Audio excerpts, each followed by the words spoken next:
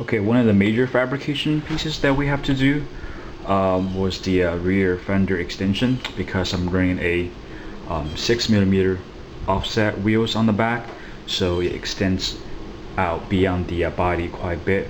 And what I have done here is a mock-up of what the rear fender extension is going to look like, with the fender flare as well as the integrated skirt. And on the other side, you can see the difference. Here I only have the fender extension now. I haven't built the side skirt yet. Here's all the different pieces that I have cut out,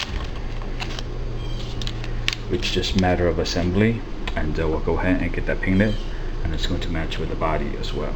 So stay tuned.